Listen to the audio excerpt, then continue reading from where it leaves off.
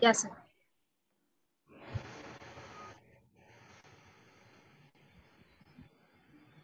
Yeah. So good evening, all doctors. I'll welcome you all on board for this wonderful CME. So just give a 2 minutes brief about my company. Acumes Drugs and Pharmaceutical Limited is the largest contract manufacturing pharmaceutical company in India with more than 12 plants, and it manufactures almost more than 12% of the pharmaceuticals in India. And so we talk about its R&D, contract, 9 plants, new formulation and DCJ approval, institutional business, technical collaborations, and many more. So Acumentis is a part of Acumes and the vision to become a global healthcare and empower each and every patient on the earth with novel healthcare solutions to fight their discomforts. It has 9 strategic business units, majorly focused into women's health is what Acumentis is all about, followed by cardio, diabetes, orthopedia, derma, and general segment. We are a part of Harmonica division, which is a division serving women's health through gynae obstetrics and IVF. We believe in bringing back harmony to life through our products, which is Fibroids, which is a major product. It is low-dose mifepristone 1025 mg, which manages fibroids with ease, which is only efficacious and safest molecule with very good scientific data and the #1 brand. Followed by Dynofirst, which is for endometriosis for all the 4 indications of endometriosis: ovarian chocolate cyst, extragenital endometriosis, adenomyosis, and post-operative use. It is also very superior and safe against the GnRH and other analogs. We have a PCOS range called as Ushor group, which we have 4 SKUs in it, followed by an IVF therapy of Clomipure, which is clomiphene citrate, melatonin, and letrozole combination. Then Endothic, it is estradiol valerate for endometrial thickness. Last but not the least is Michel, which is a natural progesterone available in various SKUs. And so I'll take this privilege to introduce our well-known Dr. Arun Madhav Barua, sir. He is a consultant gynecologist, Sampriti Hospital, Shiv Sagar, Assam. Present position is chairperson, Northeast ISAR and Northeast Chapter IAEG. President, Dibrugarh Obs-Gynae Society, Vice.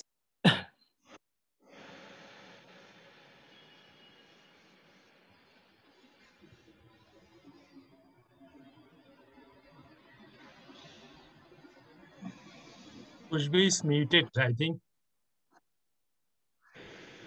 I think her internet connection has gone Sir, it's haywire. showing muted. Khushbu, can you unmute yourself because it's showing it's muted.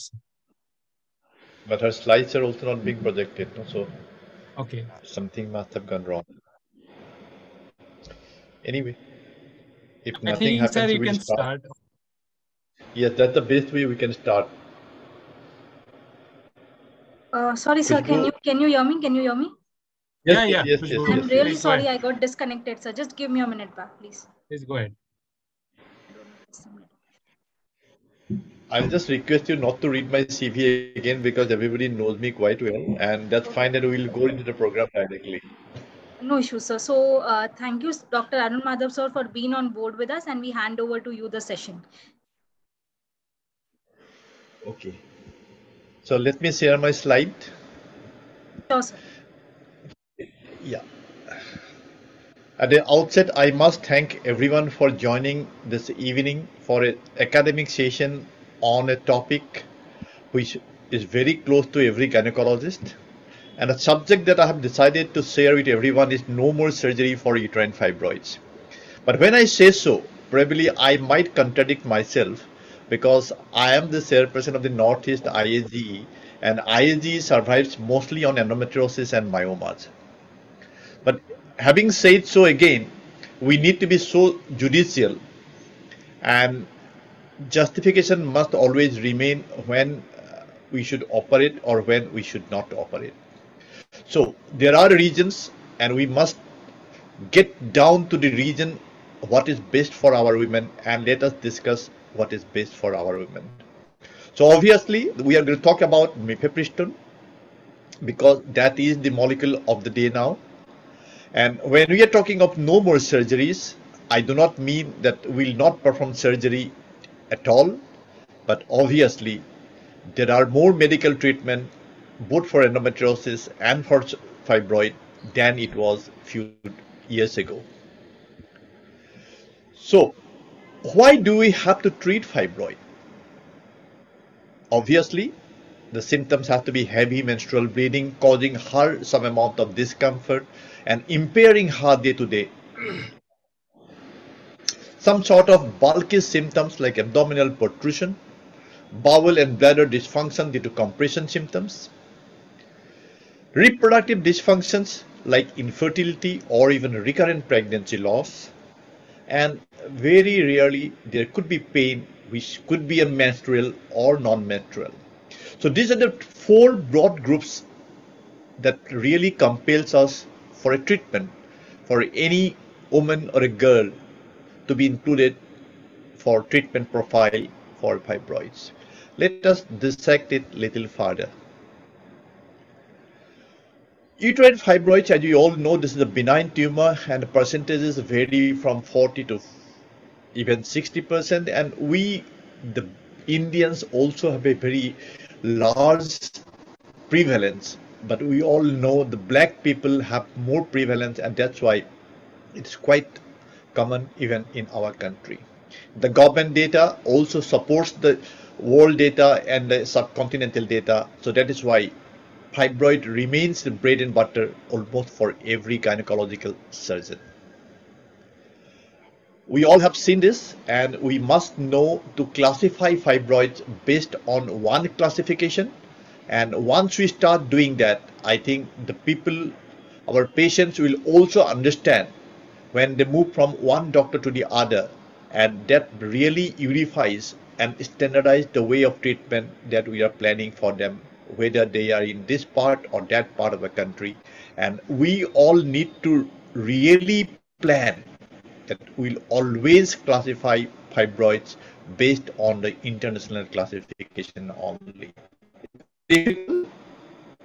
I'm sure everyone already started doing that, and those of you who have not included this classification into your prescription, please do so from tomorrow or maybe from today. Those will be taking up the OPDs a little late in the evening, and please do that and follow them rigidly, because that will prove that you are in the latest line of treatment for them. What will this mean to our patients? Because patients today are very much Google crazy, and once they Google, they will see this and they will always feel that my doc is always up to date. Menorrhagia, pelvic pain, dysmenorrhea, anemia, infertility, bowel and pressure, that's what I told you, but they can be really agonizing, and that's why some sort of treatment might be required for them. So the management options, as you all know, it could be surgical, it could be medical, or it could be non-surgical alternatives like uterine artery embolization, fibroid ablation by focused sonography, or even an MRI guided focused sonography.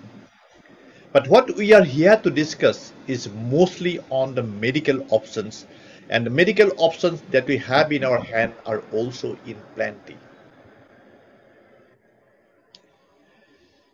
So as we go ahead, we have to understand that oral contraceptive remains the prima facie of all medical treatment, whether this is endometriosis or whether this is fibroid, because the primary treatment has to be taking control of the bleeding.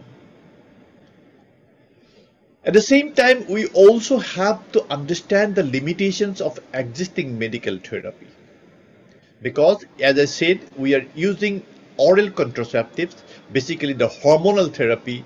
So the question of weight gain, acne, breakthrough bleeding due to not consuming pills on a schedule that they should take are always existing, and they in turn contribute to the poor outcome and poor interpretation by our patients, because they think even if they miss one pill, they should not have this sort of problem. Obviously, we have to counsel them for every treatment that we do, and whenever you do that, if you are a good counselor, I think you will be able to retain your patients even if the patients have complications. Finally, we have moved from estrogen to progesterone, because the estrogen has been labeled as a very strong and a bad hormone globally.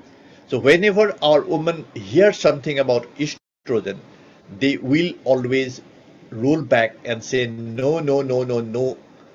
That's why there has to be a second one, and this second drug, progesterone, is coming up in a big way, because The research has shown that progesterone receptor binding is 3 times higher in fibroid as in myometrium.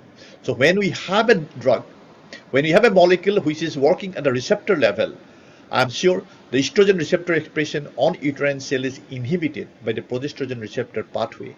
We understand this, we know this since our postgraduate days. So this competitiveness between estrogen and progesterone will help us for a treatment of a new medical therapy in taking care of the fibroids. So progesterone effect on fibroids needs to be understood. It has a dual action. It stimulates the growth of upregulating by basically beta cell lymphoma type 2, and at the same time epidermal growth factor is also stimulated, and it downregulates tumor necrosis factor alpha. So the end results are it inhibits apoptosis, it increases angiogenesis, and it increases the fibroid cell proliferation. So we have to capitalize this for the treatment of fibroid. So the role of progesterone in promoting the growth of fibroid has been understood. We already have seen, and everyone has must dealt with fibroid in pregnancy, and the size it increases during pregnancy has to be remembered to get yourself convinced the progesterone, which is so feminine a hormone, why it really contributes much more during pregnancy for the growth of the fibroid. So the progesterone has stimulated interest in modulating the progesterone pathway, and thus selective progesterone receptor modulators have become the innovative therapy in uterine fibroid management for last 6 to 7 years. And today we have seen a surge of this molecule in the pharmaceutical domain, and we the clinicians are equally happy to accept this because it really gives profound result in our patients, and that's what our patient deserves, and we also are so obliged to the molecule in the market. So going back to the history of selective progesterone receptor modulators, as a gynecologist, what we all remember is mifepristone, because the existence of mifepristone has really revolutionized the abortion process in our country. Recommendation of medical abortion with the use of mifepristone and misoprostol has become familiar with every gynecologist today. So since 1980, it has gone lot of modifications and ramifications for the betterment, and today we have newer generations like esoprostol, tilopristone, ulipristal, and even vilaprisone. But what we are using today is mifepristone, because mifepristone is a drug which has been studied for long. So we have more confidence in using mifepristone than using ulipristal, because ulipristal was started with a bang. It returned with a similar bang because it had a lot of side effects. So mifepristone has been known to be the first selective progesterone receptor modulator. It has got different clinical trials across the globe, but remember, it has got 24 Indian clinical trials as well. It has got 2 preparations, 10 milligram and 25 milligram, and a lot of data are available both in our local journals and also in the international journals, because this molecule has really become penetrated into our prescription almost the day it has knocked the market. So what we really do? What is the mechanism of action? Because till now, till this drug has been accepted, many of us were using GnRH agonist as the best drug for taking care of fibroid induced heavy menstrual bleeding. But with the charge of SPRM, especially mifepristone, we have all moved away from GnRH because of its action, which we really do not want, because it really castrated the woman, and the negative effects are really creating a lot of side effects. So SPRM has this action on the fibroid, its action on the endometrium, and it also has this direct action on the pituitary. Its action on the endometrium has a peculiar term that we call it progesterone receptor modulator associated endometrial changes, PAEC. This PAEC needs to be understood while treating these particular cases. So what we are trying to do now is try to take up certain studies. The Cochrane has given us a green tag for in the year 2017 because this molecule has got a tag, and Cochrane is not an ordinary place for every one of us. How respectful it is, we all know, because we consider this to be a mecca of medical science. So the studies concluded by the Cochrane Library says short-term use of SPRMs resulted in improved quality of life, reduced menstrual bleeding, and higher rates of amenorrhea than were seen with a placebo. So SPRMs may provide effective treatment for women with symptomatic fibroids. Obviously, we are treating only symptomatic fibroids, and we are not treating any asymptomatic fibroids, however big they are, because we never know what the side effects could be. The systematic review of mifepristone for the treatment of uterine leiomyomata has been published. All studies have concluded that mifepristone showed reduction in the leiomyomata size and improvement of the symptoms. These are studies being conducted in the American Journal, and once they're published, they have approved from their college as well. The articles published in the Fertility Sterility also concludes the recommendation of mifepristone for 3 to 6 months as an optimum clinical treatment for leiomyomata.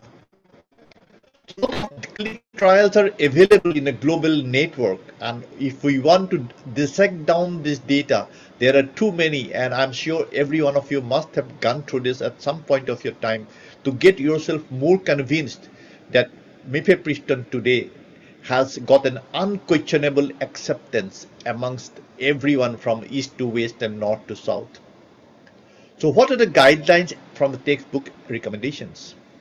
SOGC, they say that SPRMs are effective for abnormal uterine bleeding associated with uterine fibroids. It's effective medical treatments for women with abnormal uterine bleeding associated with uterine fibroids that include levonorgestrel system, gonadotropin releasing hormone, selective progesterone receptor modulators, oral contraceptive, progestins, and danazol. So it has found its place within these regimes to great satisfaction. Our own Indian JC, that's from New Delhi, the Endocrine Association, led ably by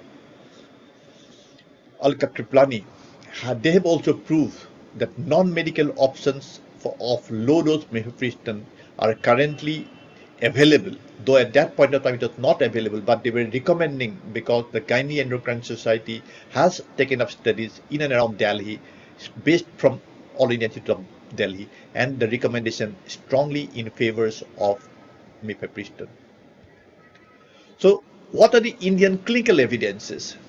Same paper, same group have given an outcome, the reduction in myoma and uterine volume. Also pain scoring, everything becomes so satisfactory with mifepristone, and a dose has to be optimized based on the patient's requirement.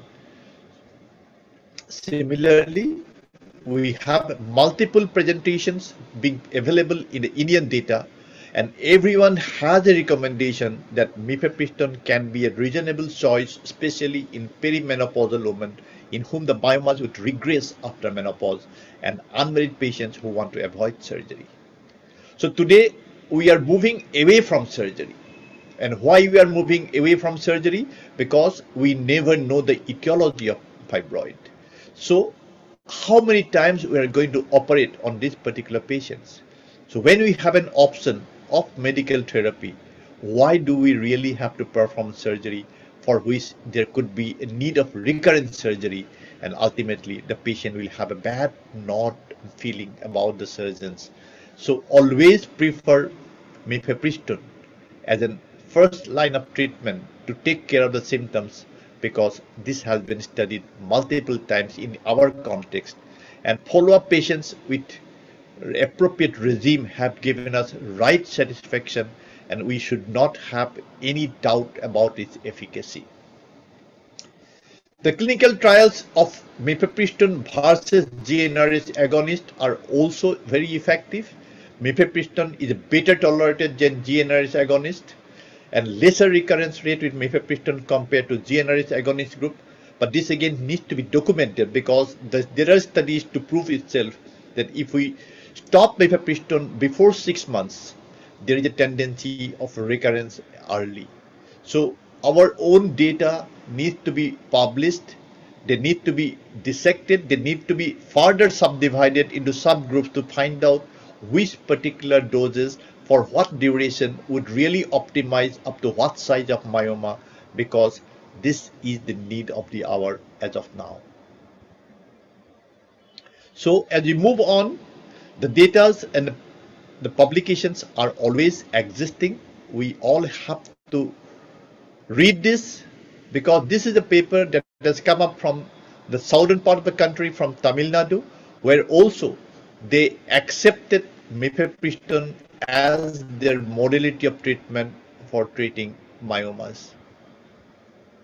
So the clinical trials that have been presented in different congresses are also innumerable, both within the country and in abroad, like ASRM and ESRAY. The case reports are also abundant.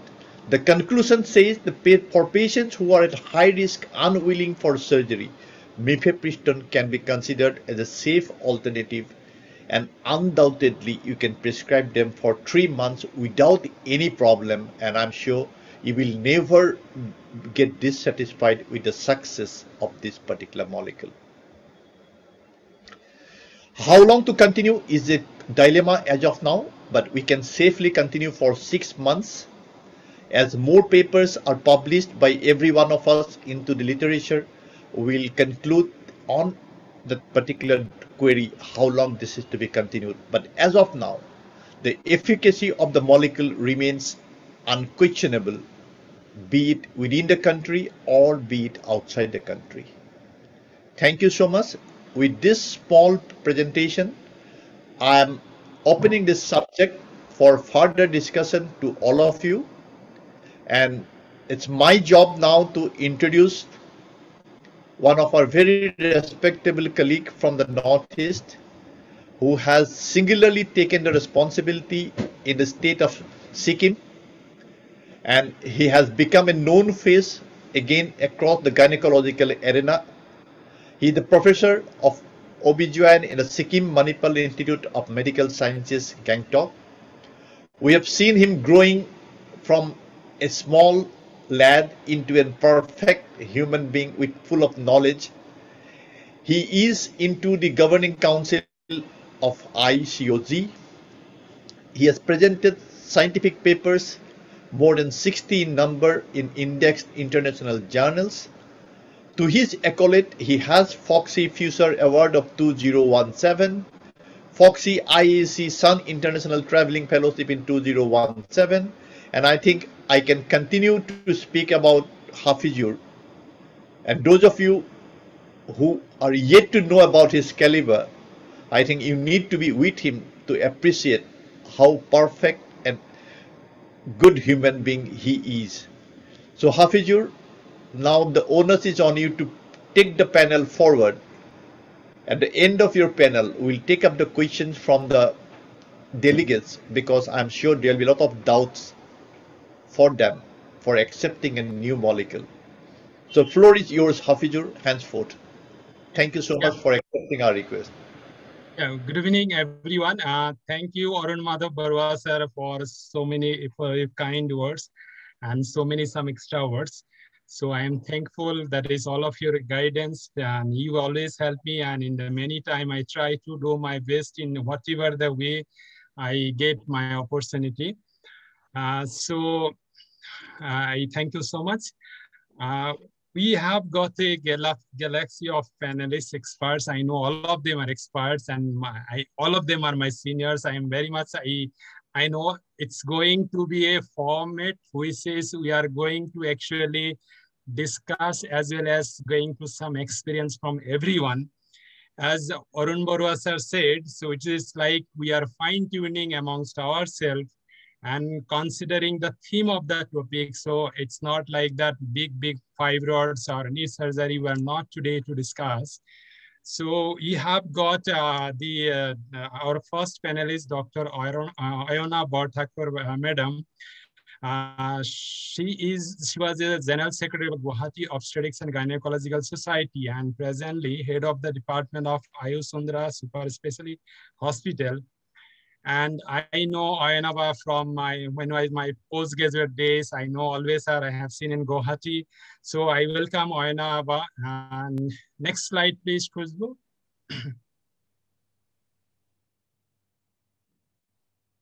Next is again Deepak Goenka sir, because whenever I have been in Guwahati Arena, I know him. That is, and we have been always in communication. So he's the director of Institute of Human IHR, Institute of Human Reproduction Guwahati, and he has done so many extensive training in ultrasonography, laparoscopy, infertility in India and outside. He has got so many training and he has done so many IVF and doing the procedure. I know many of the patients even from Sikkim goes to him also. So I welcome you, Deepak Goenka sir. Next slide, please.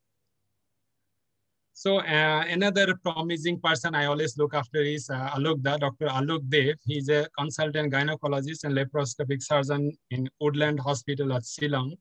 And he is Vice President 2021. And he has been a member of so many societies, as well as organizing secretary or NEOXCON and EVOFOXI, which was in Shillong, and we thoroughly enjoyed. And he has been faculty of various conferences in the AISOG and EVOFOXI conferences. So I welcome Alokda also you. Next slide, please. So another is a very senior person, Dr. Kiranmay Das. I didn't get so much opportunity, but I know you by name. That is, he's a chief consultant and endoscopic surgeon. That is KC Nursing Home and Hospital at Silchar. So I welcome you, sir, also Kiranmay Das, sir. Next, please. And Dr. Pranabika Mahanta. So I have been quite occasioned and meet you. So Dr. Pranabika Mahanta is presently assistant professor at Jorhat Medical College and Hospital, and also the deputy superintendent of Jorhat Medical College and Hospital. She has been in special interest in endoscopy and infertility. So I welcome you all to all the panelists. As I have told, so we're going to be sharing the a few case scenarios which are actually very much common, and it will be like trying to fine tuning amongst ourselves as considering the theme when trying to the aspect on the how far we can go for conservative management or not like doing big surgeries, because this is not the platform today to discuss. So I welcome it again. So I'll note the points, whatever I would like to see the expertise as an experience of all our faculties. So Arun sir has covered that is what is the fibroid. It's just smooth muscle tumor, and the origin is maybe genetic, hormonal factor, and so many classification against Arun sir shared it very nicely. So I'm not going to detail about whatever the different classification of the fibroid. And many of our students of our college also joined. So what we would like to, this is only recapitulate. There are three options for treatment. There is medical therapy, which may be non-hormonal or hormonal, and sometimes surgery, which may be open or laparoscopic, and including endometrial ablation, as well as some modern treatment modality like uterine artery embolization or magnetic resonance focused ultrasound therapy. So I'll go to straightly. I will first like to, maybe I'll start from Pranabika, because regarding this case, which is maybe we are managing or you are managing, still we would like to, whatever our experience like. So this was a patient that is 27-year-old woman, married for 6 months, just attended to discuss about her future pregnancy plan. She didn't have any symptoms. She is well-built. She was well-built, no comorbidities, but para-abdominally clinical, the uterus was just 12 weeks. So that was the clinical finding. The uterus was around 12 weeks size. Along with the basic test and ultrasonography was also done. So all the routine investigation were normal. For what purpose she came was that she wanted to have a reassurance about her every prospect. Now, what was the thing was there was a finding in the ultrasonography, the uterus is bulky and intramural posterior fibroid, which was the finding in ultrasonography given 7 into 7 centimeter endometrial thickness is normal. So that was like an incidental finding and she did not have any symptoms. So maybe Pranabika, Dr. Pranabika, can you say a little bit of what is the next step or how will we deal in such situation initially because we see many of the sub patients?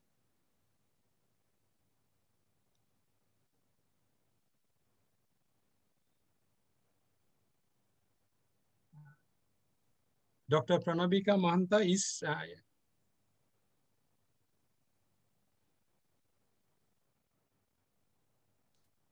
maybe Alokda, Dr. Alokda? Is this not audible? Yeah. Dr. Pranabika, your voice is not audible. Okay, so what is Hello? your... yeah. Hello? Yes, ma'am, we can hear you. Okay. There was something wrong with it. So since he has attended my clinic or this one for pre-conceptional counseling, that means he immediately wants conception. So I will first confirm it if the intramural myoma is, if I had to grade, whether it is abutting the endometrium or it is just inside. That means if it is 4 of in that category, say it's just abutting or it is more than it's touching the endometrium, there can be chances that while afterwards he may have abortion or this one. So after in the secretory phase, I would like to have an ultrasound, just simple ultrasound, or it can be a sonosalpingography, hysterosalpingography, where I can see the exact location of the myoma, exact mapping of the myoma. And if it is okay, it is not, it is inside the intramural, totally intramural, then probably I can just counsel and later progress for pregnancy. Or else if it is abutting, then I can just give 1 to 3 months course of, or say 3 months course of mifepristone, then probably she can conceive, because there is a lump probably, because 12-week size uterus is a little bigger. So we can just advise her for 1 course of mifepristone, then probably allow her for pregnancy. Or straight away also we can go for pregnancy. Yeah.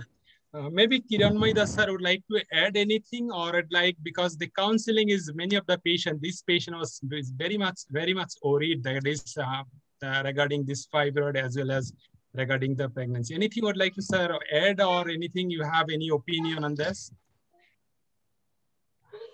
Sir, unmute please.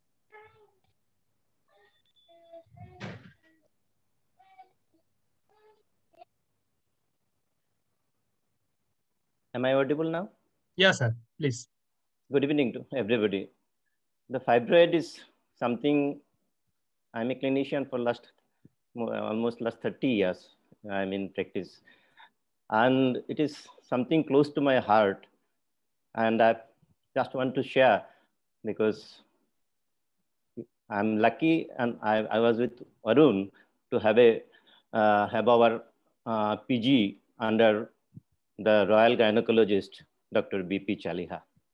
And I'm frankly speaking, at that time, laparoscopic myomectomy was not there. The way he used to do the myomectomies, and I'm not talking about hysterectomies, is still really amazing. So it is, and we are really fortunate to have all those myomectomies to see how Dr. B.P. Chaliha sir was doing. I think Arun will agree with me in this. Now about this particular patient, I'll see the counseling is the most important thing. Because we need to give her the options, and we need to also tell her, in my opinion, what should be the best. To be very frank, I had this type of patients, more than around 9 centimeter, 10 centimeter patients, 2 patients. 1 patient is lying in my postoperative ward now. So I have become confident after having all those pregnancy with fibroid. And I really prefer, I don't prefer myomectomy before pregnancy. Usually I tell them, to go for pregnancy, these are the complications may happen, but there is more chance of having a success rather than a failure. So in this particular case, as the endometrial lining is okay, I will give her the option to become pregnant as early as possible. And I will see how it is happening. If there is any complication in next pregnancy, I'll go. But if I need to tell her about the complication that may be happening, at the first choice, I'm not going to give her any mifepristone or like this, any drug. I'll go for natural. I'll just give a luteal support and see how she's doing, because ovaries, the ovulation, I'll go for the AMH level and all these things. And about the tubes, if it is possible, we'll see that. But hopefully, I'm more than 90% sure that this patient will become pregnant naturally, and there won't be any complication during pregnancy, and she will have a normal baby, and she will have a healthy. After pregnancy, you will decide about in future what should be done, if possible. This is the present scenario. Yes, sir. Thank you so much. Deepak Goenka, sir, I think you also agree or would like to say anything, sir? Because you will be seeing many of the patients like, yes, sir. I see a lot of patients like this. Yes, sir. First of all, I would like to say here, let us not accept this type of report what we are getting. All gynecologists as well as all sonologists must educate ourselves with the FIGO classification, what you and Arun sir has mentioned. Whenever we talk about intramural myoma, this is a vague term, and long back, this type of classification has been obsolete. Let us all shift to FIGO classification. It is really helpful. Once we are used to FIGO classification, as Dr. Pranita told, she was very particular. She wants to be very specific about the site of the myoma. That is important. That is very important. So first of all, let us go ahead and rescan this particular patient for the proper classification. Number one. Number two, she is 27 and she is trying for pregnancy only for 6 months. Yes, I agree with everyone. As such, looking at the size, yes, she requires myomectomy, but she is trying for pregnancy only for 6 months. We can definitely give her some folic acid, nothing else. I won't give any medical treatment to this particular patient. I should not use the word patient also. This is an incidental finding. No medication other than folic acid. Let them try for 6 months. And within 6 months, if she does not conceive, yes, I can investigate again. I can look at the fibroid. I can think of myomectomy at that stage. But at this stage, nothing. Yeah, thank you, sir.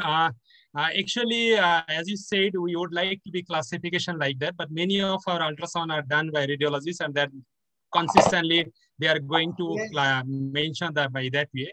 Yes, but going follow-upping, yes, sir. Educate everyone. Yeah, yes, sir. So going by the following of the patient, actually, there was a difference. Now, some gynecologists told, but the patient came to us and she subsequently, actually, in the next 2 months, and the second month, she conceived on herself, and she had later on vaginal delivery also without any problem. So there was no, because she was not symptomatic, and most of the things also, every textbook says it is depends upon the so many factors which Arun sir has already mentioned, that it may be age, parity, childbearing expectation, and so many things. And only things is that size is not the main thing unless it's too much size.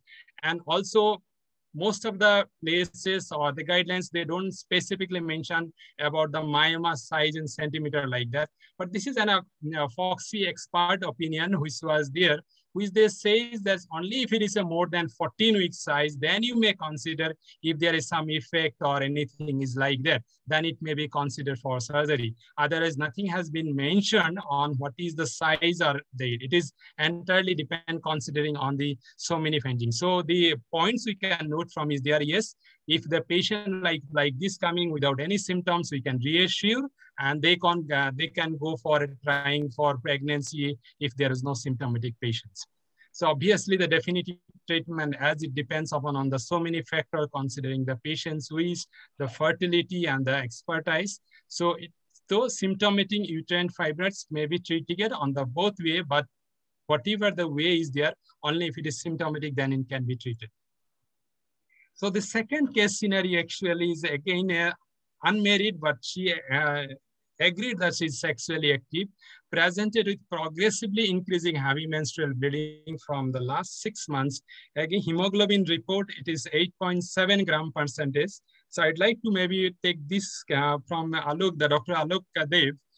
That is the transabdominal ultrasound. Again, see, many of the patients comes to us and they just come with an ultrasonography by doing some radiologists. They mentioned uterus is bulky and shows two myoma. One is intramural, that was the exact report they mentioned. The 5.4 into 4 centimeter in the fundo anterior wall, pressing the endometrium. Another subserosal myoma, 2.9 into 2.1 centimeter in the posterior wall. What is there is the endometrial thickness is 1.7 into 1. This has been mentioned a little bit of more whatever than maybe expected like that. So the thing is just considering the fibroid, that is finding and the symptoms of the patient. So the endometrial thickness is 1.7 into 1.4 centimeters. Sorry, I couldn't see it.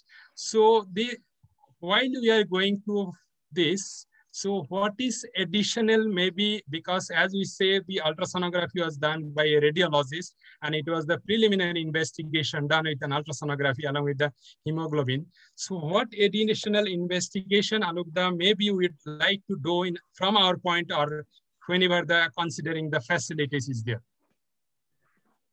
Thank you, Professor. Now, contrary to the first case, this is a symptomatic case. The first case was an asymptomatic case. So I think unanimous decision for this. This is a case simply of menorrhagia. Let us take it for menorrhagia, not on fibroid right now. We're taking on menorrhagia. So lady comes 34 years, unmarried. We do not know about a pregnancy, marriage plans and all. She is having a symptoms and she is having anemia. Our first rule is to tackle the anemia also. Side by side and parallelly, we go and try to investigate. Investigation, definitely a TVS. She's sexually active. We are doing TVS for even unmarried. They give a consent. MRIs can be done. Whatever sort of mapping we understand, we do. Mapping has to be done and understood. We have to go for the treatment part. The treatment is stop the menorrhagia and increase the hemoglobin. So simultaneously, as we all do, give a tranexamic acid or a OCP or whatever, parallel treatment should be there. This is the case where we have to stop the bleeding first of all. And these are the patients exactly where medical managements work. Now, secondly, we do not even know what is the cause of menorrhagia. We are assuming it that the fibroid is there that is causing menorrhagia. It could be just some other cause of endometrial hyperplasia also. So if some cycles of medications does not help and she's still having menorrhagia, and we are very sure that it is because of the fibroid, 3 months course and all, and once she gets married and all, we can still think of a pregnancy, allow her to try a pregnancy and all. 3 months, 6 months course of mifepristone is always good. Menorrhagia will go off, the hemoglobin pick up. We have had cases of even 5 grams of hemoglobin without any blood transfusion, 3 months and 6 months of mifepristone, and it has gone to 11. And we have taken back the case for whatever management. So we go for the MRI, TVS, try to do the mapping and then proceed. Yeah, thank you, Alok. By anything like would like to say, because considering the two myomas is there, please. Yeah, so 2 myomas are there, but and the I'm also worried. Yes, I'm worried about the endometrial thickness, the 17 mm endometrial thickness. So I would, yes, we need to do a mapping, maybe a definitely a TVS. And I would also like to do take a sample of the endometrium. I would like to do a sampling of the endometrium. Do I do it with a people, or should maybe endometrial, rule out endometrial hyperplasia? And if there is no endometrial hyperplasia, then I would like to go for medical management.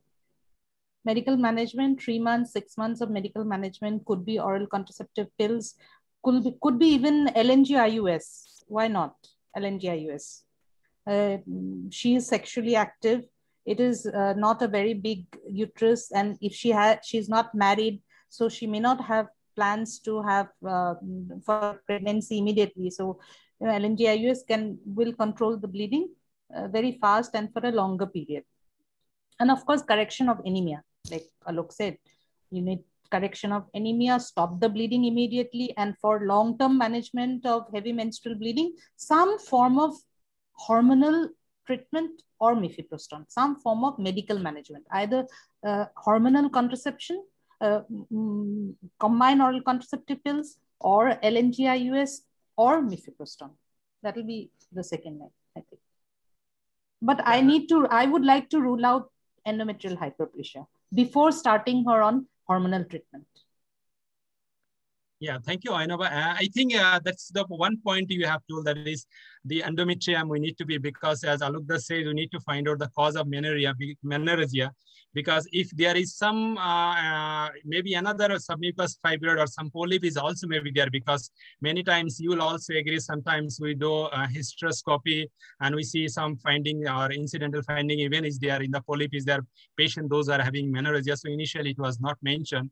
So sometimes if like saline infusion sonography, which is sometimes there, which is very nicely, it can detect if it is done. It's many of the places it is done. So, or sometimes maybe if it like the hysteroscopy is also, if you are a doubt that is maybe you will have to see the endometrium. So maybe because the hysteroscopy may also be helpful to find out maybe any additional anything. Kiranmay Das sir, how long we can give medical treatment to this patient, even if we consider for mifepristone or other medical treatment? Just I wanted to yes, add this hysteroscopy in my treatment, and you have already added it. So about this treatment, at least 3 to 6 months will be, but under close monitoring, how what improvement she is having. And another very important thing I want to do is to counsel her about her future planning, whether she wants to become married and become mother or not, because that way we should take care of the future fertility too. So this planning should be there and all these things. And minimum 6 months medication with 25 milligram of mifepristone I want to give, apart from correction of this anemia and other things. And we need to see this endometrial, as you told, that the hysteroscopy is the right. This is the patient who is sexually active, and hysteroscopy is a must from my part. Yes, sir. Thank you so much. So the thing we can find out that any patient, those who present with multiple fibroids, especially endometrium showing, that is, we need to assess the endometrium, maybe by doing a saline infusion sonography, if it is already a transvaginal scan done, or doing a hysteroscopy, or maybe sometime MRIs if it is done. So whatever the SPRM or the selective progesterone modulators. So it says that they can be used maybe as per even the FOXI recommendation also for 3 months, that is 3 months, 1 cycle for up to 4 cycles. So if patient is maybe treated for 6 months, after that, if the patient comes again with menorrhagia, and then maybe consider for other alternative or the treatment like surgical intervention, like because when there is so much fibroid, even the intramural or maybe in the endomia and the submucous fibroid is there. So that was the point we can note from this type of patients. Yes, sir. Yes, sir. Please, Goenka sir. Hafiz, first of all, I would like to agree with yes, Ainaba and Alok that marriage status should not obstruct us for proper investigation. Right. Very nice of Alok to mention that he will go ahead with the TBS even if the patient is sexually not active. We are not here for moral policing. Right. We are here to treat a patient. So I often see patients where TBS is not done because patient is unmarried and sexually not active. Let us be very clear in our mind, whether the patient is sexually active or not active. Our job is here not to do moral policing. Our job is to here is very clear to treat the patient. So please go ahead and do TBS in all the patient where it is indicated, irrespective whether patient is married or unmarried. Number one. Number two, I would also agree with Ainaba regarding the intrauterine contraceptive device that our Mirena or something like that. Those are also can be considered in unmarried girls. Again, there is a stigma among our medical fraternity that these drugs, these intrauterine devices should be used only once the family is complete.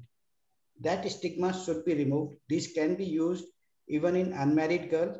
As Kiranmai Das sir was also specific about the hysteroscopy, please let us go ahead and do hysteroscopy, and we can take advantage of these intrauterine devices even in unmarried girls. If you go ahead and read the RCOG guidelines, they are very, very clear about the use of intrauterine devices and can be used even in unmarried girls. Thank you, Ayanabad. Thank you, everyone. This is very important message for all the gynecologists to treat our patient properly without any inhibitions, without considering her marital or sexually active status. Hafizur was very cleverly told in this case that patient is sexually active. I would have loved this case where Hafizur would have told us sexually not active. Then the message would have been much more clear. Yeah, sir. Yeah, Thank you sir, so much. I just like to add. I just like to add one thing here. For this case, if you are thinking a long-term management, then I do not think that nifurtimox should come in the picture. Yes, LNG-IUS is a better option for long-term management. Or otherwise the OCP. Yes, both of them. Yeah, Chatika, thank you, Deepak Goenka sir, Ayanab again. So what we can got it, that is even the ultrasound done by radiologists, so we need to do ourselves, and doing a TVS, as Goenka sir said, point to note, that is doing a TVS is better. Then if case we need to see the endometrium, assessment of the endometrium by either transvaginal doing saline infusion sonography or maybe hysteroscopy. But as we said, another point is because she has a fibroid, so maybe we can consider for long-term treatment if the fibroid is the cause of menorrhagia, and LNG-IUS maybe that is the from the point from discussion, because patient would like to have for a longer time, 5 years, if she's not planning pregnancy because she's not married yet. So yes, LNG-IUS, or as Alok also mentioned, mifepristone, that may be a short time, maybe 3 to 4 months treatment, maybe option may be there, and then later on we can follow the patient, or sometimes if given medical treatment also, patient can always be seen the prognosis and relief, and then can be put Mirena later on also. So thank you so much for the points and discussion on this. So that is we have discussed. That is now this is the third case. That is maybe Ayanab, just we can have discussion on that. Is 41-year old lady.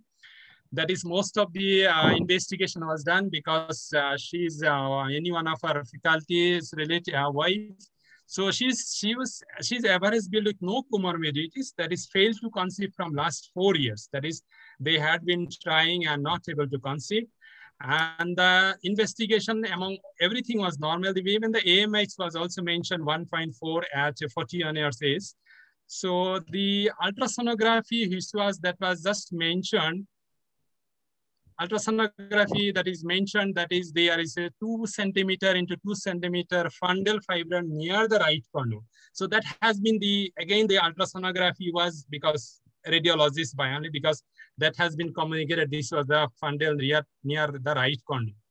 So considering this, because she's basically infertile, and this type of finding of a fibroid, because many of the patients, as we came out from our discussion, would like to scan. But what is my days with the scan the patient? So how will you proceed? Because whether you need to relate with because this patient will relate with the infertility with this fibroid. So how will you deal that is with the fibroid and at 40 years of age with infertility with such patient? Okay, in this particular patient, whether that 2 centimeter fibroid is contributing to infertility or not, I would also, first of all, I would like to see whether she has any other cause for infertility, any other reason for infertility. Do we do a hysteroscopy? Maybe hysteroscopy is a good option to assess the endometrial cavity, see whether there is any distortion. And I think in this particular patient, I would probably proceed with IVF. Yes, Deepak, I think we should proceed. At 41 years, 4 years infertility, what will you do with the small 2? Rather, I think Deepak sir, he can just, we should because there has been some difference, because I can say they consult because faculty and the consultant some different, and there has been 2 difference of opinion in saying that. Now then they can come ask, because I am not infertility specialist, but still you can say so. Whether would if prefer there is two opinions of difference. To go for IVF. Yes. Assess the endometrium, yes, because I would like to see the cavity once. Assess whether there is any other reason for but I would refer her, or I would advise her to go for IVF as early as possible. I would not go for any treatment of that. Probably I would not do a myomectomy unless the cavity is distorted. Unless there is some distortion of the cavity. Deepak sir, would like to do any investigation or like that again, or like the hysteroscopy, or do something else that is? MRI is the first investigation I would like to do in this case. Whether this myoma is disturbing us, or whether we can attribute this infertility to this myoma or not, we have to be very clear about it. Whether this myoma causing any distortion or not distortion, MRI is the investigation which can tell us. No other investigation tell us. Even the hysteroscopy many times, because of the increased intrauterine pressure, these myomas has a tendency to hide. So as you can, I can see that we have done MRI in this case. Yes, sir, perfect. This was the MRI scan. This was the only investigation done after the ultrasonography, and this is the MRI picture. You just can have a look, and if there is a radiologist report, I can have the share of the report. Yes. Yeah, clearly we can see it is distorting within the cavity. It's a type 2 MRI, and it's a type 1 fibroid. We can see it's a case for hysteroscopic myomectomy. T2 weighted MRI images. These are all T2 weighted MRI images. These are the images, the best way images. So this was the reporting again done by a radiologist, that is showing an intramural myoma with mucosal extension measuring approximately 2 centimeter into 1.5 centimeter into 1.7 centimeter in the right corner region in the right lateral wall. And there has been in the impression mentioned, that is the T1 and the uterine myoma in the left corner region. So what was there in the myoma is there is a mucosal extension, and also it has been mentioned, and this T1 and T2, if there is suggesting endometrioma in both the ovaries. So that was the MRI finding. So how to manage her now? Yes, sir. Kafijur, you are asking me? So Deepak Goenka sir will go. Yes, sir. You can say only, because they'll be you're more expert maybe. I can see two problems we have seen here. In the pictures, I couldn't see the ovaries. Maybe I did not notice that. Yes. But definitely this case requires hysteroscopic myomectomy, number 1. And before anything, as she is already 41 and she has endometrium, I cannot see in these pictures, I cannot see any endometrioma, but definitely hysteroscopic myomectomy is required. Maybe in the other sections, we can see the endometrioma. I would like to also do the AMH level in this particular case. So if the AMH is 1.4. 1.4. Yes. So first of all, in this particular case, I would like to go ahead, as Barnaba told, IVF, I will take out the eggs, first of all. Second step is I will go ahead, I will cryopreserve all the embryos. Then I will go ahead with the myomectomy, and subsequently I can go ahead with the FET, frozen embryo transfer. Perfect. That is one way. Perfect. If the patient is not affordable, patient is saying no, she cannot afford IVF, just do myomectomy and she can try naturally also, because we can see an obvious cause of infertility here. So she can go ahead with the natural conception also after myomectomy. Yeah, sir. So considering the age also, because AMH is 1.4 at this is okay, I think fairly okay. So that means there is option. Yes, sir. So there is an option is there, because as it is obstruct, or it is in the contributing in the cavity. So that is there doing the myomectomy, and then maybe one option is there, they can try for natural, or would like to give any some induction or anything would like to give at this age, because she's 41 years, sir? Yes, can be. Or you would like to leave it natural? both the options are there. The patient is cannot come to the clinic, let them try naturally after myomectomy without doing much disturbance. Just give folic acid and let them try naturally. And if the I think injection will not help us much. No, natural, let them try naturally after myomectomy. If at all patient is worried and patient can really afford, IVF can be offered to her. Yes, sir. Thank you so much. Considering this, that is this type of whenever there is even a fibroid which is mentioned near the cornea, and as you have said, that is meant it may be it's better to investigate by doing maybe MRI, because that is what, because especially if there is infertility as well as there fibroid which is mentioned near the cornea or near the uterine cavity, so it's better to investigate the fibroid, and whenever it is now obstructing in the cavity, so it's better to do myomectomy. Sometimes would you like to consider this type of patient for again pre-treatment or like that? Go ahead. No, I will not do. Maybe Kiranmay Dassaran, whether you would like to give something or you straightly go for a No. myomectomy. I completely agree with the speaker, particularly Dr. Devapankar. I can add hysterolaparoscopy and plan for IVF or for natural pregnancy. That is in summary. So I wanted to ask Goenka sir, that was whenever we are going a hysteroscopic myomectomy, because the endometrioma has been unchained, we are doing already hysteroscopy. Would not be the better if you do diagnostic hysterolaparoscopy and let's see that tubal patency, or would it be a better option? Actually, that's what I feel. That is why I wanted to edit. At the age of 41, laparoscopy can be offered. Because endometrioma has been also made. Because endometrium is also? There is an endometrioma is mentioned. I am trying from endometriosis point of view, whether they are, because I would like to know the size of endometrioma, and I will personally prefer not to touch the endometrioma, because whatever ovarian surgery I will do, it will further decrease her AMH levels. So let's sir, I would like to mean the tubal. Sir, I would like to mean the tubal patency, no? Because tubal patency I can assess by HSG. Why to go for laparoscopy? So you'll. Because sir, why I am saying, I have seen some infertility specialists, they don't do HSG, honestly I'm telling, because I have seen in the South, now I have been there also. They say now HSG is like that, go for diagnostic, and they admit the patient in the morning, or they don't even admit, now they take in the morning and do all the patient doing for a diagnostic hysterolaparoscopy. So I just wanted to just know whether the patient, when there is doing hysteroscopic myomectomy, and would we be, maybe whatever there is, it may be again practice, putting the scope and see the tubal patency and the endometrium also. That may be. You see, Hafizur, in this particular case, if we go for laparoscopy, yes, sir, it will create a moral dilemma for you. You are seeing endometrioma. Okay, now sir, you have a dilemma whether to touch it or not.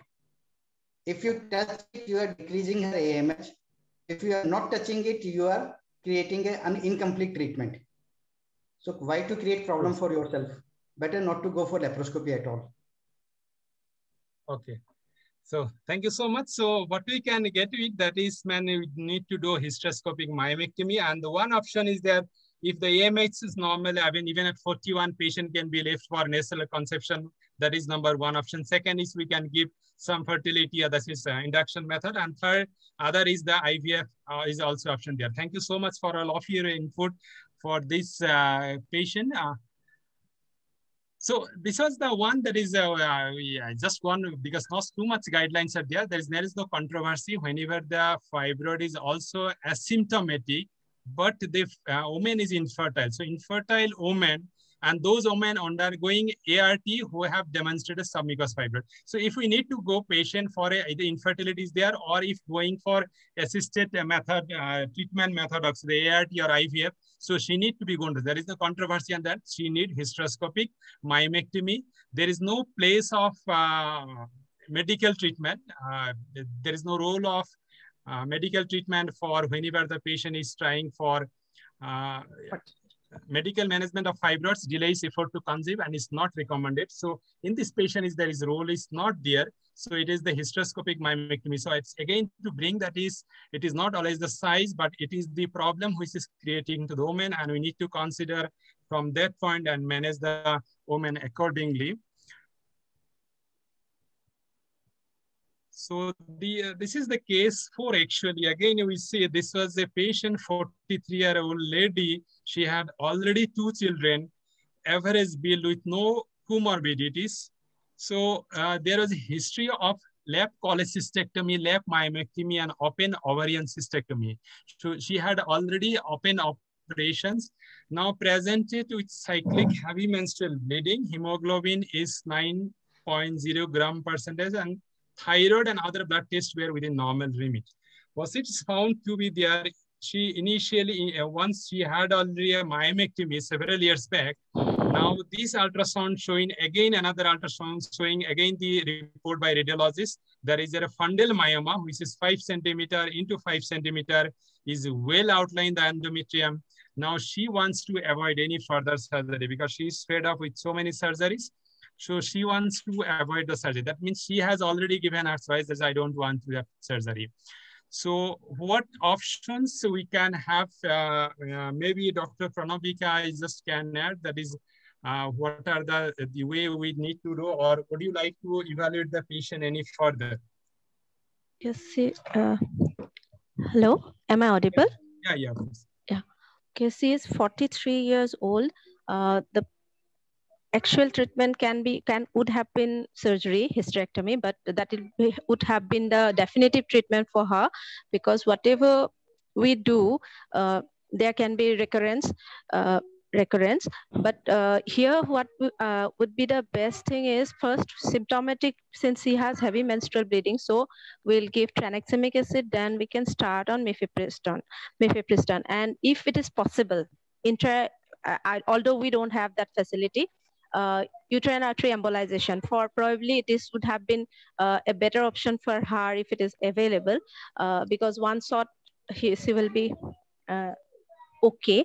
Otherwise, she can be offered mifepristone or LNG IUS along with tranexamic acid, and we can evaluate her endometrium with hysteroscopy and a hysteroscopy guided biopsy, because she is 43 and perimenopausal. So in case we insert an IUS, then we can have a biopsy and histopathology, and we put the Mirena inside.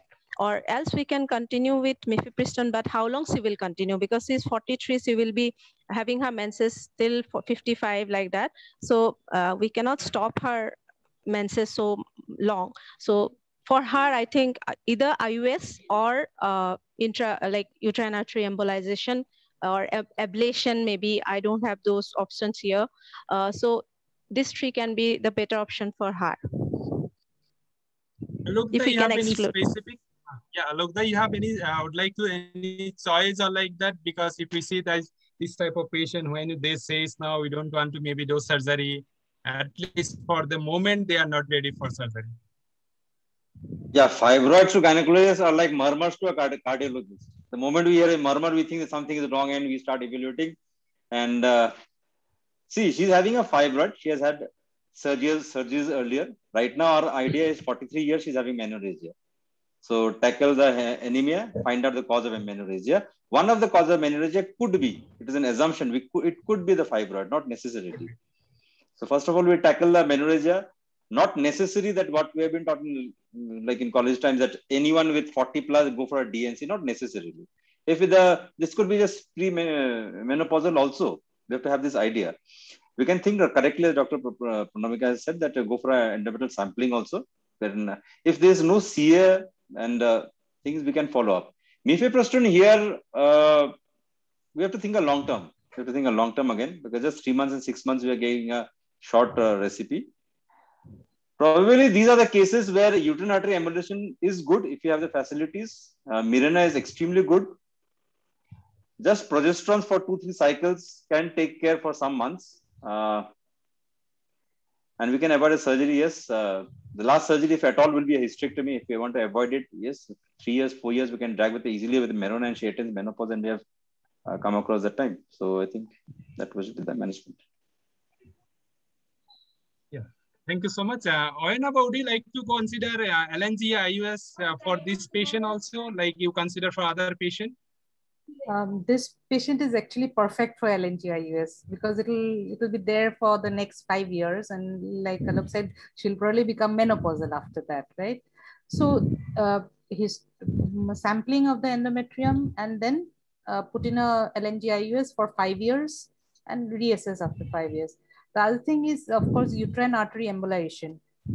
Very, very good options.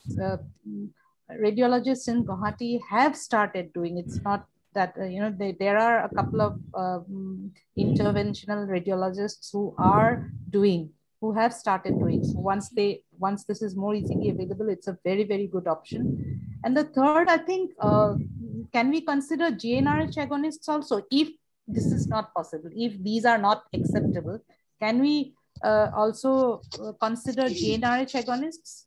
4 to 6 months GnRH agonists will be longer than oral contraceptive pills, monthly GnRH or 3 monthly course of GnRH agonists. That is also another option. Yeah, but this GnRH agonist is an option. Kiranmay sir, would you like to that is, or you would like to think that is maybe, yeah. Yeah, I completely agree. Because many of the patients, many of the patients like this type would like to go hysterectomy, or sometime we will say discuss the option is always there. But when so many surgeries there and the patient says no, they may be not like that. So if sometime is there, yes, sir. The first important thing that I will discuss with my patient that it is your choice, of course, but I cannot give you some personal assurance that it will never end it with hysterectomy. Yes, we'll try with a short-term therapy, but I think this levonorgestrel IUD is the best option in this particular cases because we have to go for long term. And hysteroscopy and your endometrial sampling is very much essential. And we can give also this 3 months course of this mifepristone, followed and again follow up this case, and then we can go for this intrauterine levonorgestrel.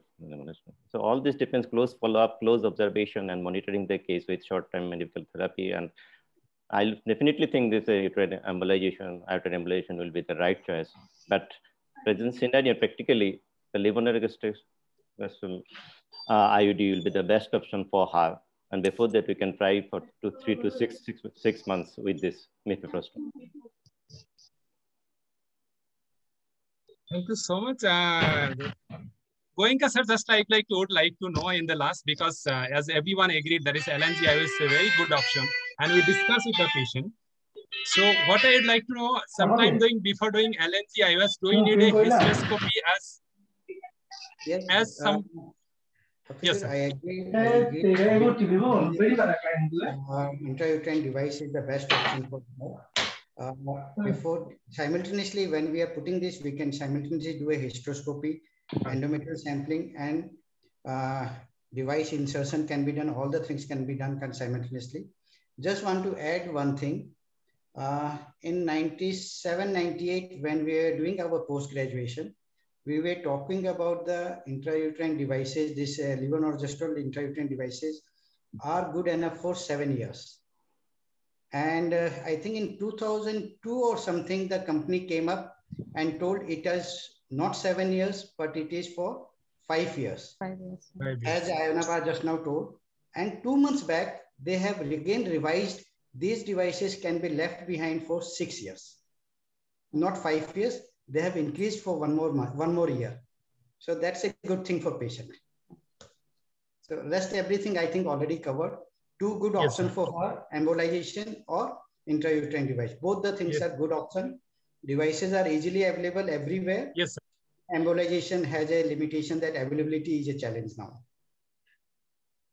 I just like to add here, every day new products are coming. We have to understand that either mifepristone or ulipristal, these are all temporary drugs. These are all temporary drugs. These are to be used only to buy time. Only to buy time. If someone actually needs a surgery and very anemic or unable to go for a surgery, 3 months, 6 months, we can buy time. It definitely is amenorrhea, so patients are happy. They think that you are a good doctor, but 3 months, 6 months later, you are back to square one. If you are planning a surgery, if one plans a surgery, then can think of a mifepristone or a ulipristal for some time. Ulipristal was being used for a longer time initially, for more than a year also. but nothing beyond that. I think nothing beyond that. We should stick with our basics with the. I have a question for everyone. Personally, I have not used mifepristone much with my patients. As Dr. Alok told, that mifepristone can be used before myomectomy in rare cases. Anybody has any experience, just like analog, will it hamper our myomectomy by distorting our capsule? I have no experience regarding that. Absolutely. No, whatever going to sir. Yes. Yeah, I know, but please. No, go ahead. Planes, na? Cleavage planes you're talking about, na? Yes, exactly. Cleavage plane. So they are saying, yeah, please. Sorry. I also have not done a myomectomy after using mifepristone preoperative, but this has been taken up specifically in guidelines, and they are saying that the cleavage is not as effective as GnRH analog. You can give it preoperatively. This has been mentioned particularly. Both mifepristone as well as ulipristal does not affect the planes of cleavage. That's Thank you, Ainaba. Thank you, Ainaba. I don't agree. I will not agree. The myometrum is as nice once there is no medication. Whatever medication we put, GnRH analog, mifepristone, it hampers. Enucleation is difficult. The planes are never the same. So medication will always hamper. I would like to add here. Hello. Yeah, hello. Please. Yeah, I have done recently one case where I have planned a myomectomy, although she was she has completed her family, but I has counseled them that I will try to retain her menstrual function. But after mifepristone, she took for 6 months, there was softness was there, that degeneration was there, and it was not possible for me to find out actually it was so soft. It was sort of mucoid type of thing was there, myxoid sort of thing, watery, little bit of watery. So I don't know whether it was because of mifepristone or it was just like that, but I could not go for myomectomy. I had to go for hysterectomy. Although she was 44, she has completed her family. Only for menstrual function, I was planning for myomectomy, but I had to go for hysterectomy in that case. Yeah, thank you. As Ainaba told this, that is whatever the literature says, the evidence says, that is the ulipristal and mifepristone, that does not hamper the cleavage plane. And most of the guidelines, they are coming with recommendation that if you need to do a myomectomy, don't use GnRH analogs and you use this mifepristone and ulipristal. And honestly speaking, I have done a couple of patient myomectomy and I didn't get much difference. So I was maybe not to put a opinion on that. So there is not much difference I didn't get actually. But yes, as Ainaba told, it is in the literature or the evidence says, or the guidelines they are coming up with, that is go for a mifepristone, that is SPRMs for use before doing a myomectomy. So that is the same. Now, coming back to this patient, actually, what we can come out from our discussion is that this type of patient, when they are not willing for surgery, actually, the two choices, as we have discussed, and that is most of the time we discussed with this patient also, that is to plan a hysteroscopy and insert a Mirena, and other option, uterine artery embolization.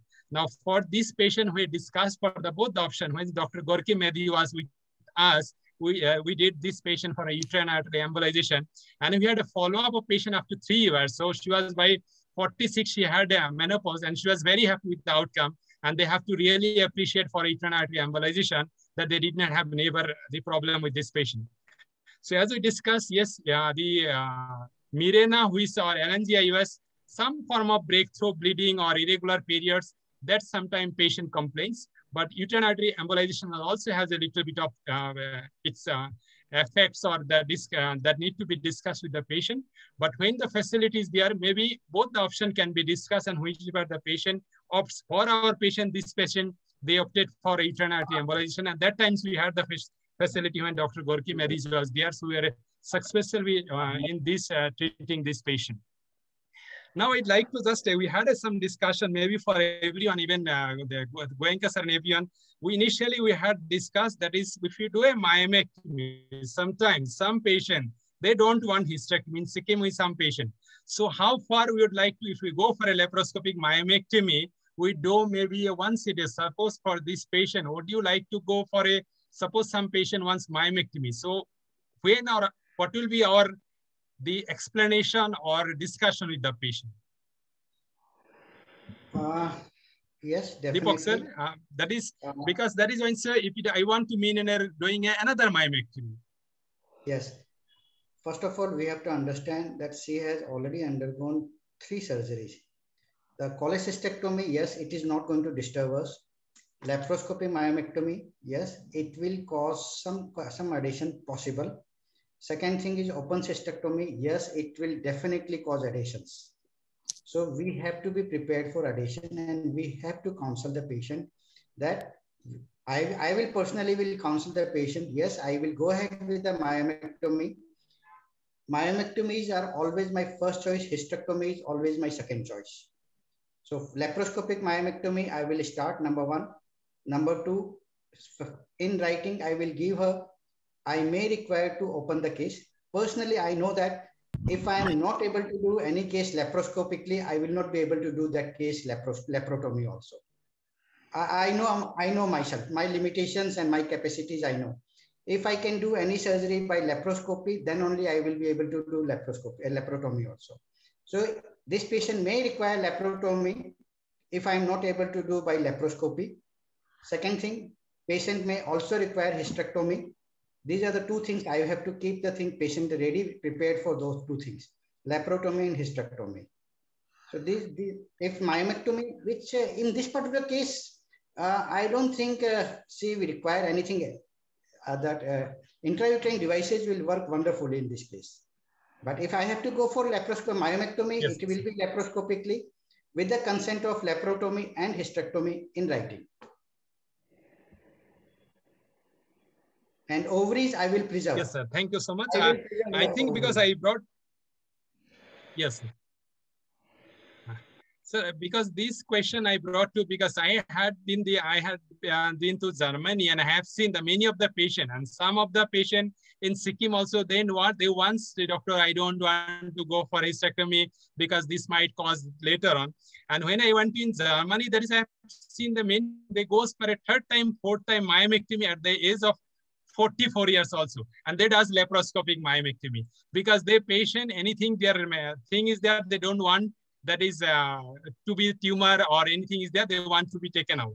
And they many times they plan also the another myomectomy, and they does it in the laparoscopy.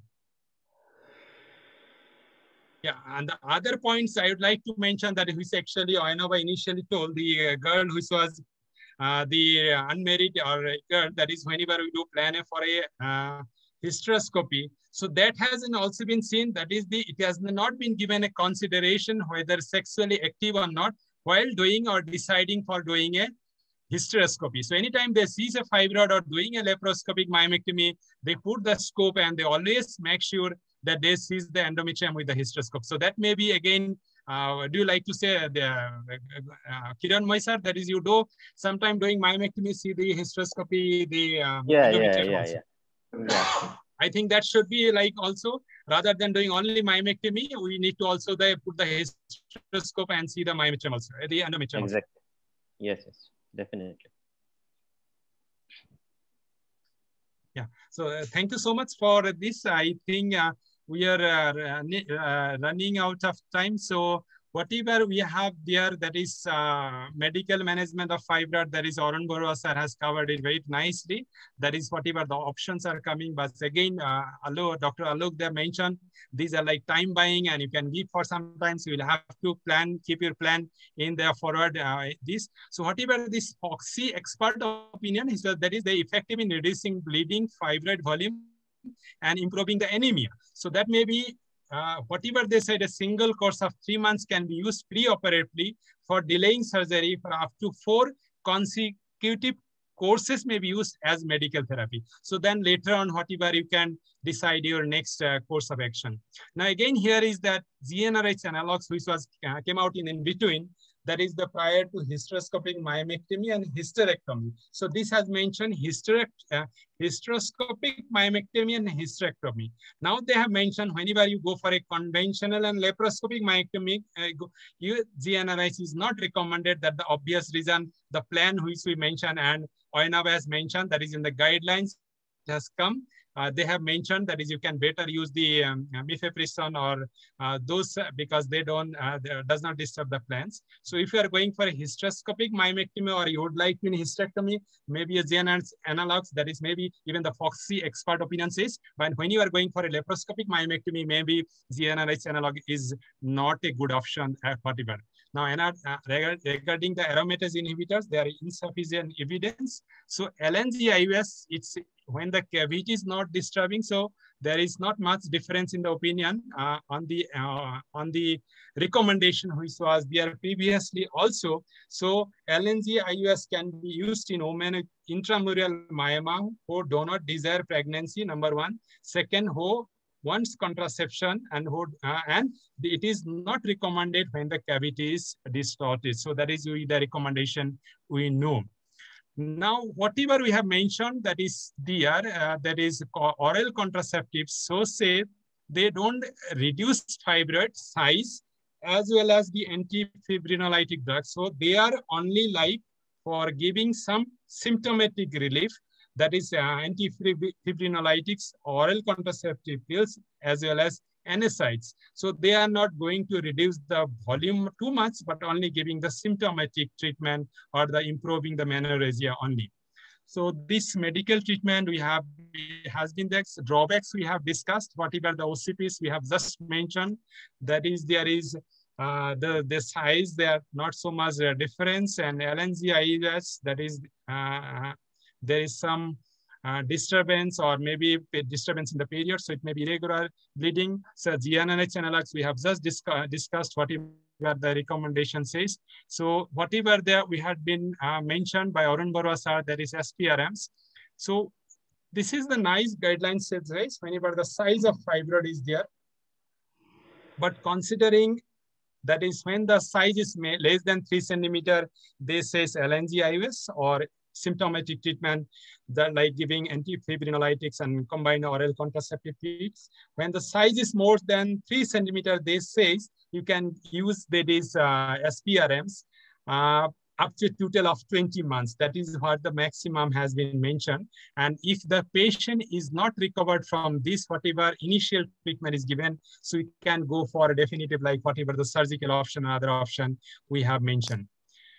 So again, here is also that is GnRH agonist must be stopped because that is, we have mentioned even because the uterine artery embolization also, and this says SPRMs are safer.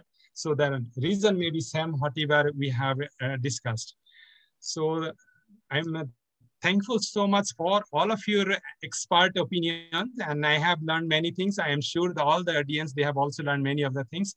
Thank you so much for your opinion, expert. Over back to Arun Madhav Barua, sir.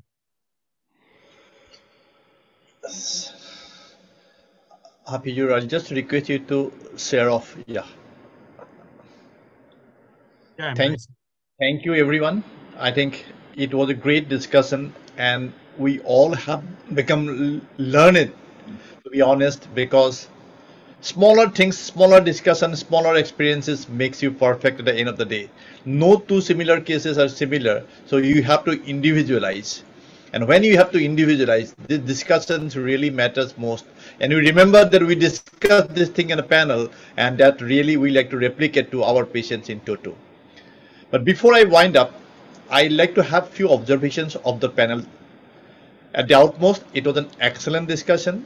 So we all talked about when to operate and when not to operate. And today, the whole world is moving to save the uterus, but we are not moving towards save the myoma. So we need to rule out the myoma, take out the myoma, be it by medical therapy, be it by surgical therapy, at least respect women for their symptoms, for their agony, but preserve the uterus to the best possible way it is possible, because the movement across the globe is save the uterus. Number two, a small observation and small opinion from my side. we all have talked about the length and breadth about the use of IUS. I'm really happy that every one of you have started using it. Since 1996, to be honest, I have been using this IUS and I'm really a fan of it. But I'd like to give you two cautions. In discussion, I just heard that we do a hysteroscopy and at the end we put an IUS. My suggestion would be never put an IUS after doing a hysteroscopy. I give you my reasons for this. There are studies being taken up. During hysteroscopy, the uterine cavity gets distended, and a post-hysteroscopy, in many of the cases, there are crampings. So the situational question about the IUS, it gets disturbed whenever you lodge it. So the expulsion rate post-hysteroscopy is higher than when you do it in between a normal cycle or in an abnormal cycle without doing a hysteroscopy. Otherwise, everything is fine. But again, the IUS would not be so comfortable in a large uteri. The probability of expulsion would be much higher. I would not have thanked everyone because it was great to see more than 80 delegates of our region joining in. And I think this is one of the very few meetings where we have such a large number. So all the delegates who have spared their time to be with us to decide to get their knowledge enhanced must be appreciated again and again. And to all panelists who have agreed with just a phone call from my side, I am really obliged to you. And this 1 hour time, 1.5 hours time that I spent with you, I'll just remember, and that's made me really feel happy and enhanced my knowledge. Hafizur, thank you so much. And to every one of you, yes, it's simply a word called thank you. And I'm sure you will all save the uterus, but do not save the myoma. Please take care of the myomas, be it medically, be it surgically. And that would be my last word to all of you. And before we just get disconnected, there is a small announcement to be made by Khushbu for every one of us that will make you very happy. Khushbu, I leave it to you to declare the option that we have shared. Please. So doctors, thank you so much. It was a wonderful insight for us to develop our brand as much as possible and how we can go about with this medical management of fibroids. So just one last minute of yours. Doctors, we request you to do a PMS trial on fibroids. 25 mg if definitely if you are interested. That will also open many doors of more and more insights with different. So this is basically we have initiated from almost a month now, and we have 8 to 10 doctors on board who are doing this for us, and the insights are shared are huge. It can be many things. It can be side effects, safety, efficacy. We get many more insights. So if you are agreed to it, I'll just email you the case record form, that is the data that need to be maintained, and the protocol of the trial. If you agree to it, please reply back on me, and I'll send you the hard copy of the case record forms. So it goes like we expect at least 15 to 20 patients, and we give up for a period of 6 months. We can go for this clinical trial. So whatever further details, I'll share you on email, doctor. So this is a very good thing, because being more and more aware about this molecule is very, very important for us for medical management of fibroids. You have to give the bonus to them, no? 1 month's bonus. So whoever patients are there, you involve in the trial, will give them 1 month of fibroid therapy free. That is, we'll provide samples to them. So we can go like that. So whoever is the patient, definitely needs to continue for 3 to 6 months, but for the first 1 month, we'll provide them samples that we can do. So thank you so much. And I would like to hear positive responses from you all, both. This is for panelists, attendees, everybody who is hearing this. It would be great for us. And thank you so much, Dr. Arun sir, Dr. Hafizur sir, Dr. Alok sir, Dr. Deepak sir, Ayona ma'am, Kiran Moy sir, and Pranamika ma'am for being there with us and making the CME a great success. Thank you so much, doctors. Thank you, Khushbu, your effort. Thank you. Thank you, Khushbu. Thank you so much. The best part is we started on time and ended on time. Sure, sir. Yeah, all because of Dr. Arun sir. Thank you. Thank you, Khushbu, and thank you, Arun Madhav Barua sir, for giving for the Arun Borua sir for the opportunity to me as well as for to have such a platform for discussion. And I'd like to thank all the panelists, especially Deepak Goenka sir, Anup Borua, Ayanaba, Dr. Kiranmai, Dr. Pranavika for the wonderful discussion, because that is the way we can forward. And I'd like to again thank Arun Borua sir. I would like to have updated and this is also gets amongst us to discuss on the various aspects, and we can get united this way. Thank you so much. Thank you, Khushbu. Thank you so much, Dr. Thank you, everyone. Thanks a lot. Thank you. Thank you. Thank you. We should start on time and end on time. If we can stick to Yes. it, so we can always have discussions to a great extent. Very good. Yeah. Definitely. We need to Thank you respect so much, Doctor. this time. Thank you. Thank you, Doctor. Thank you. We can log out. Thank you. Thank you.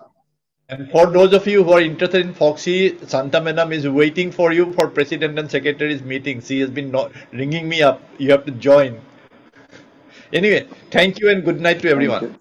Good night. Thank you, doctors. Thank you. Good night. Thank you. Thank you. Okay, good night, bye-bye. Ayana, thank you so much. Thank you. Kiran Moida. Bye. See you. Stay safe and healthy. Goodbye, Again- everybody. Again, you will get an invite very soon from me. Very soon. We'll need to be together always. Yeah, I'm with you always. Thank you. Thank you. Thank you. Thank you.